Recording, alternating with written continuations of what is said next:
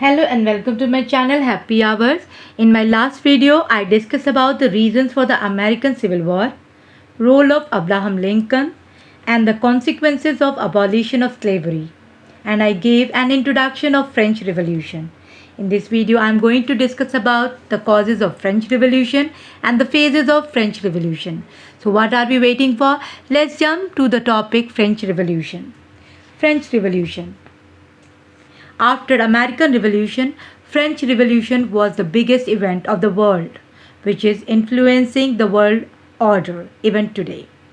There are many facts like political, social, economic, role of the intellectual and the immediate factors which were behind the French Revolution. I am going to discuss about each one by one. The first is the political causes of the French Revolution. Autocracy of monarchy.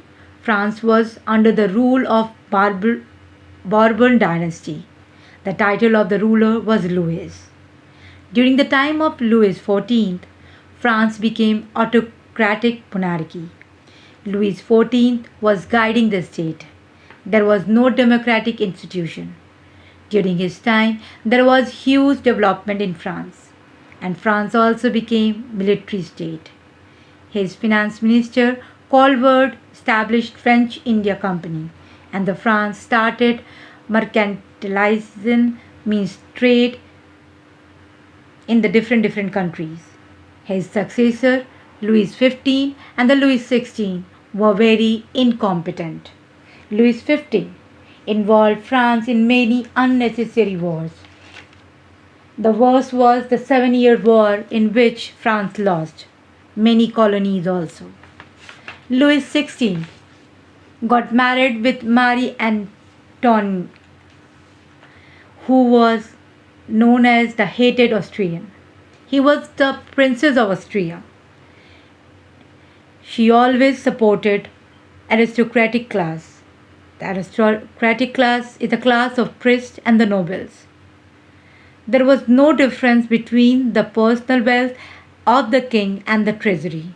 So she was spending and she was extravagant. Her interference resulted in huge gap between the people and the monarchy. Next is the social cause. There was two society in the France. First, there were three society. First was the first state, and that was the priest. Second state was of noble, and the third state where the middle class, professional, peasant and artisans belongs. The first two states, which was the priest state and the noble state, they were the privileged class. They were not paying taxes, whereas the third state, which was the group of middle class, professional, peasant and artisan, they were the one who were paying all the taxes. Therefore, class contradiction leads to rise of French Revolution. The first two states were privileged by birth, and most of the land and the property were held by the feudatories and the church. The income of the first and the second states were high, yet they were exempted from paying tax. Even within the third state, there was inequality. Some people were poor, some were also rich. According to the middle class character, this revolution was not because of poverty, but because of prosperity, and the prosperity of the first two states, the priest state and the noble state. Next is the economic clause. During the time of Louis XIV, the economic condition of France was at zenith, but Louis XV involved France in many unnecessary European wars. During the 7 Years' War, France lost all the colonies, including India. In the year 1786, France concluded Treaty of Eden with English. After this treaty, French market was opened to English product. Since the English product was superior than the French one, therefore the demand for French goods declined.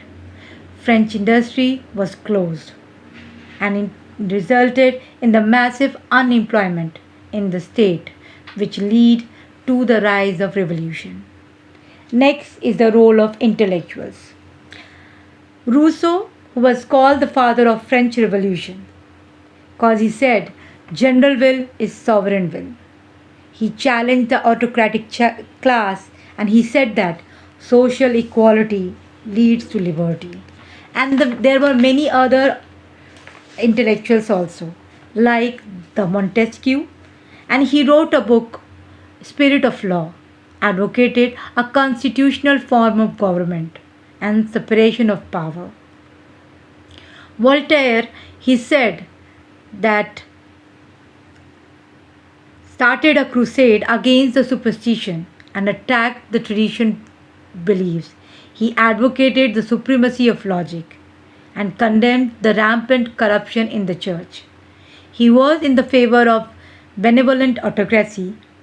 He was a supporter of monarchy, but he was against the interference of church in the policy of state. Rousseau, he wrote the book of social contract. He said, man is born freely and is bound in chains everywhere.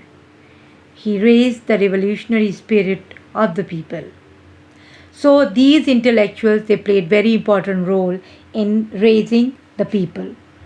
Next is the immediate cause of French Revolution. There was a meeting which was announced by Louis XVI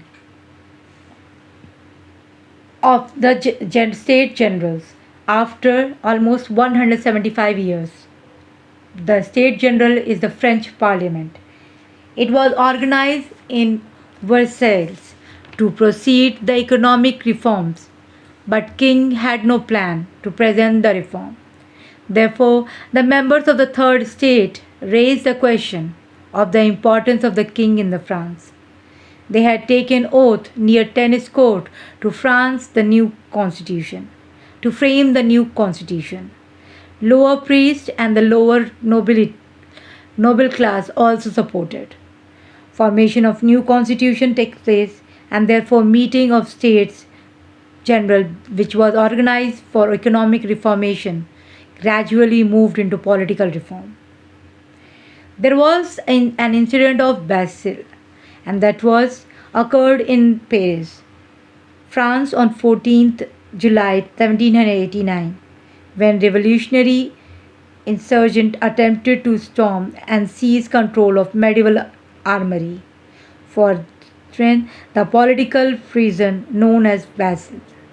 It signaled the start of French Revolution. Now there were three phases of the French Revolution. First phase was the phase of constitutional monarchy 1789 to 1792. The second phase, the phase of radical republicanism 1792 to 1795, and the third and the last stage is the stage of liberal republicanism, which is 1795 to 1799. I'm going to discuss about the first two phases, and that is the first phase is the phase of constitutional monarchy. After the fall of Bastille, as I have mentioned, the symbol of despotic monarchy was ended. There was huge economic crisis in France. There was a grain shortage and the prices of the goods started raising. Peasants attacked aristocratic property. Therefore, king agreed for the reform and to frame the new constitution. He constituted the National Assembly. It is also known as the Constituent Assembly. In new constitution there was declaration of human rights. The property of church was confiscated and there was constitutional monarchy. Now king is the head of the constitution, but executive legislature and the judiciary will be constituted by the third state. The major power will be in the hand of the third state. The citizens were divided into two parts. One is the active and the other is the passive. The active citizen will have the right to vote, whereas the passive citizens were not allowed to vote. The principle of separation of power was introduced, and France became a secular state. Property of the church was confiscated, as I have mentioned earlier. Now let us discuss about the second phase of revolution. There was two types of people in the Constituent Assembly.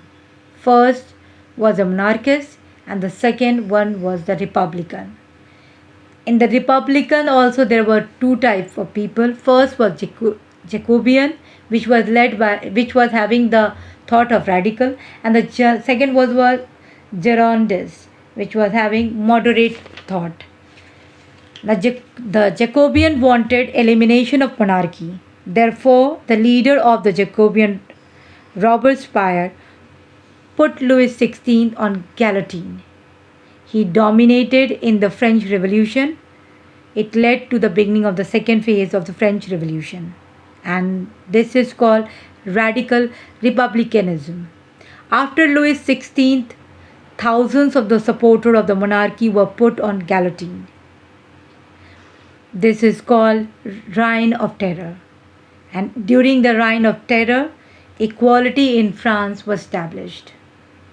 They introduced a new calendar in the year 1793, and the French revolutionary ideas like equality, liberty, and the fraternity was accepted. By this, I am concluding my video. And if you find my video useful, kindly like, share, and subscribe. Thank you.